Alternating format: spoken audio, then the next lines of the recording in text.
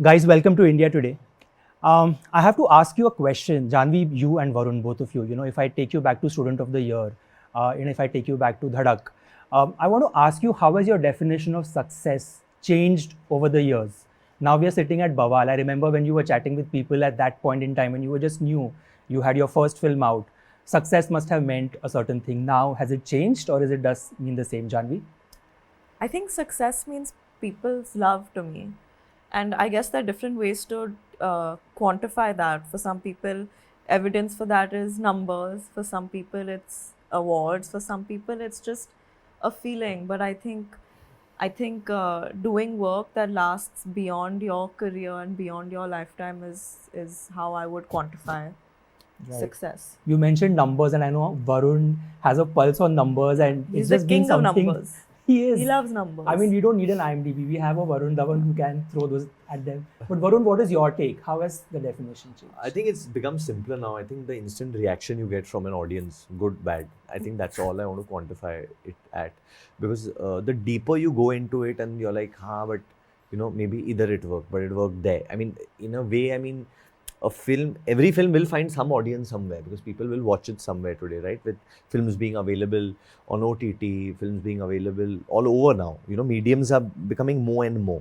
So it's with just numbers, it's difficult to gauge a film. So you have to just gauge it on the hype, the hoopla, the love it gets. Yeah. And people that see you, like now that we are in Dubai, I had so many people come up to me and howl. Right. And call me a wolf 3-4 times because of last film. So I'm now hoping now when Bawaal comes, everyone will be like, you've created Bawaal, which I'm keeping my fingers crossed for. Yeah, I think creating Bawaal is the sentiment at this point in time. She shared a very nice anecdote, Nitesh sir, during the press con on how she literally wanted to be a part of this film. I mean, you must be getting messages, calls from a lot of people wanting to work with you.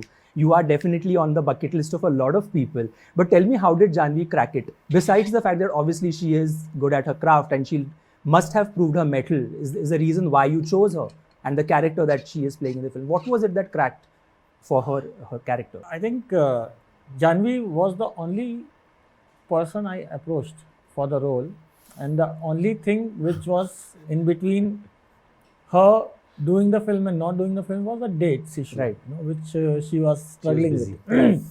That's about it, because everything which I thought and saw in Nisha on paper, I kind of felt that Janhvi would be able to do justice to it, because I had seen what she is capable of doing in Gunjan and some of other work. But what was also very important was that the kind of vulnerability which is required for the role of Nisha, and at some stage that little inner strength and resolve which she has, and that's something which I thought would be very interesting to see Janhvi do it. So, I mean, I had zeroed in on her very, very early. That comes across in what we saw yesterday, that vulnerability you spoke in a couple of scenes just Yes. to the eyes. I want to talk to you a bit about the fact that you are being a history teacher and, you've sort of spoken a bit about, for all of us, I mean, people who have lived through the years, decades, they have left an impression on humanity over the decades and for generations. If I had to give you two characters from your films, and what's the one lesson you've learned from them? Like Raghav from Badlapur, part of history, right? What's the one thing that character taught you? Oh, revenge. Revenge is not a good thing to chase. You can never get even. Don't. I think it's an emotion which you have to get over it. You can't indulge in it because revenge is a very dark thing. So if you indulge in it, then your end will become like Raghu. You lived that. Yeah, you it's a felt very that. dark and lonely place to put yourself in.